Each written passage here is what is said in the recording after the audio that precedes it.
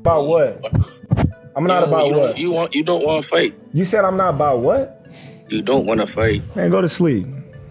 Go to sleep. Go ahead. You dreaming, man. You talking in your dreams. Don't fight. What about the Terence Crawford fight? I'm tired of answering questions about it.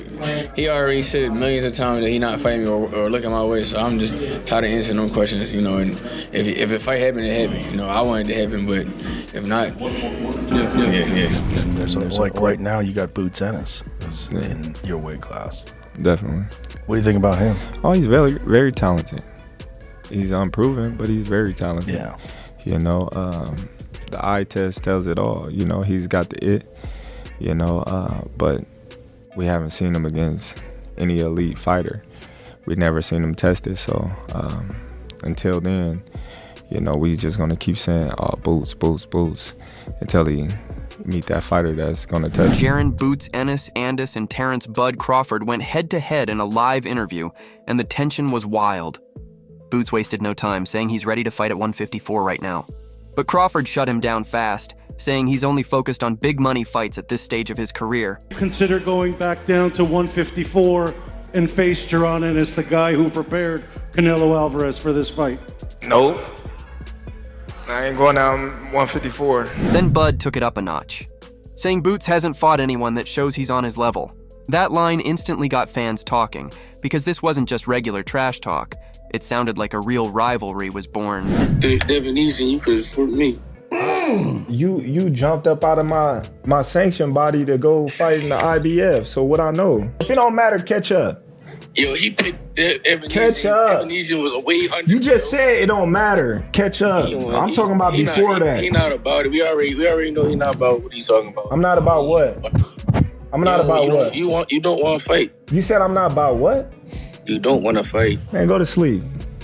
Go to sleep. Go ahead. You dreaming, man. You talking in your dreams, don't man. Fight. Crawford made it clear he's done with warm-up fights and doesn't want to wait around anymore. This face-off had everyone thinking the same thing. If these two ever sign a contract, it's going to be pure fireworks. After that heated Crawford versus Bozy talk, Bozy's father, Bozy Ennis, stepped in like a dad showing up at a meeting ready to defend his kid. Man, listen closely. Make that fight. We want that fight. You know what I mean? I said, we wanted him or either Spence. It didn't make no difference. As long as we get the fight, we'll see where we coming from. Right now, we ain't worrying about Crawford. We're going to clean 147 now, and then we're going to move to 154. If he there and he got a belt, we coming after him.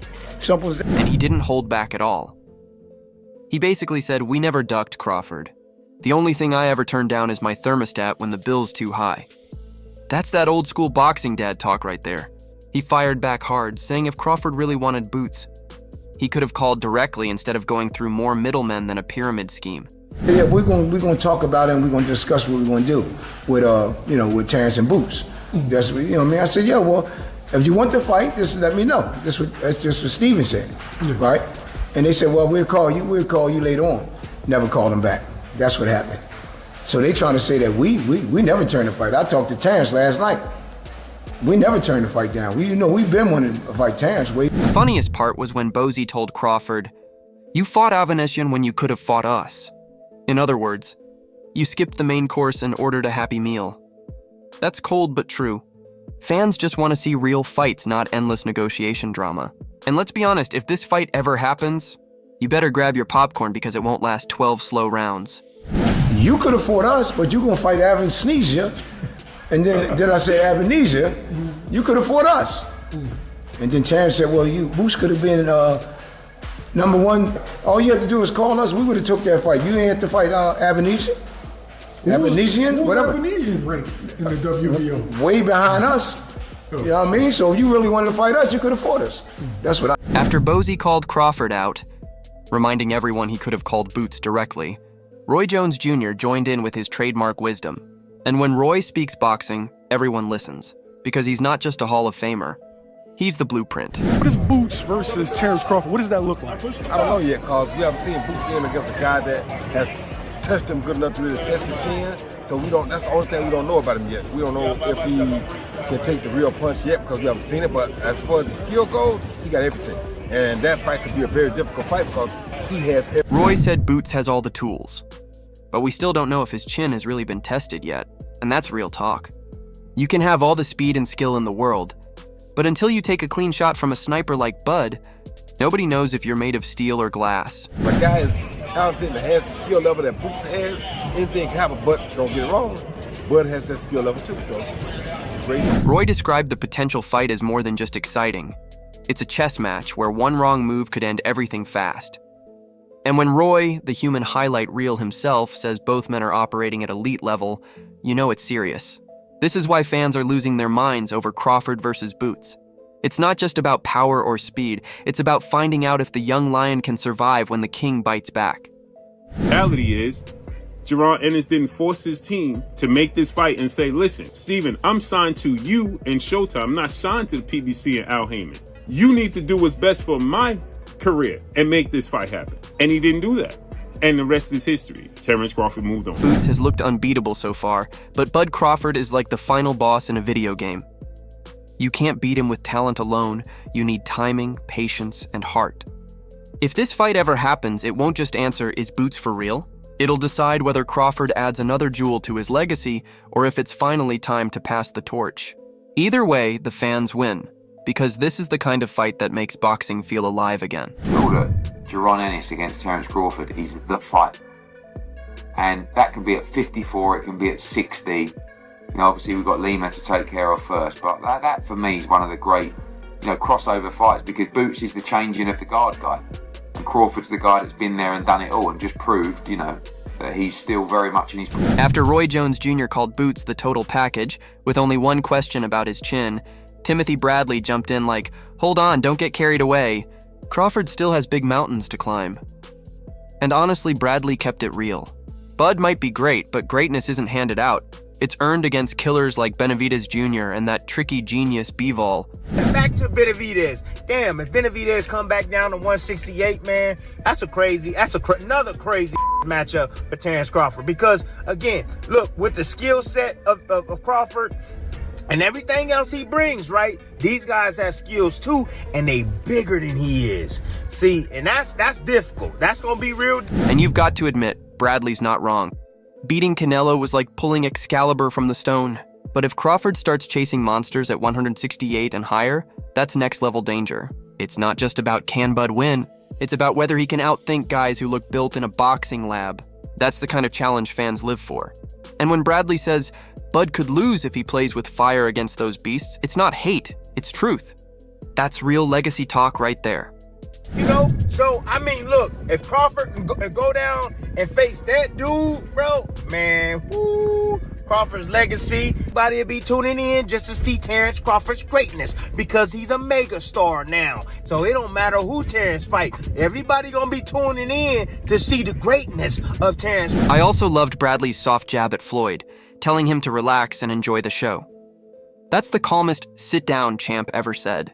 The truth is, Crawford's in that rare place where win, lose, or draw, people will still show up just to see if he can solve puzzles nobody else dares to face. And that's what makes boxing beautiful. Not the easy wins, but the fights that risk everything. The kind that either turn you into a legend or humble you in front of the world. Bivol fight. Yeah, on this channel, if you stay tuned on this channel, y'all know that Bivol is a miracle fight. Yeah, he's a miracle fight. Terence Crawford may need a miracle beating that dude right there. Styles make fights. I tell you folks all the time, styles makes fights. That's what it is. And Bivol got the style to give Terence Crawford fits. He got the size to give him fits. He got the footwork to give him fits. He got the jab to give him fits. Right after Bradley cooled things off with his "Let's see Bud fight Benavidez or Bivol" comment, Coach Calvin Ford dropped bombs. He said straight up, Crawford could have stopped Canelo but chose to stay humble. Imagine that, the pound-for-pound king letting Canelo leave with his pride. That's not just skill. That's mercy. Calvin said it best. Canelo looked stuck in the Matrix while Bud calmly read every move like last night's tweets. No, I say it's not crazy because I predicted. I said Canelo was going to get old in the ring that night. No disrespect to Crawford. He did a good... Crawford could have stopped him. He could have. Me being a coach and watching how the fight was going on, he could have stopped him. And I know he's saying it in his mind, but he was being humble of Canelo. He was being humble, and it was a great fight, and it was good talk for the boxing. And the way Calvin hyped him up was epic. He said, Bud is this generation's guy. the one carrying the torch after Floyd. Then he threw in the wildest dream matchup, Floyd versus Crawford, even just as an exhibition. Let's be honest, we'd all pay too much money to see that. Forget influencer fights. Give us Bud vs. Floyd, a real chess match with gloves.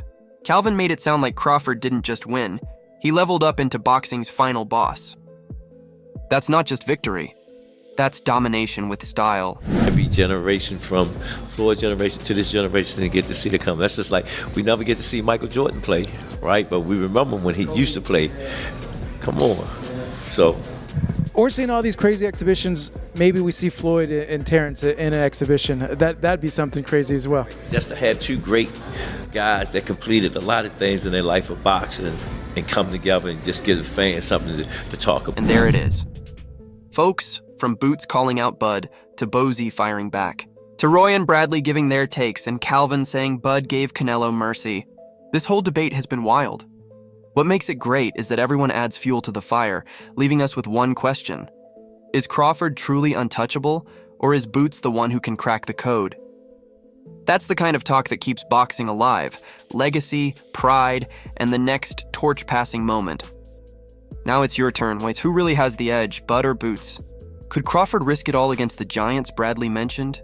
Drop your thoughts below. And don't forget to like, share, and subscribe to Boxing Headquarters, your ringside seat to the madness.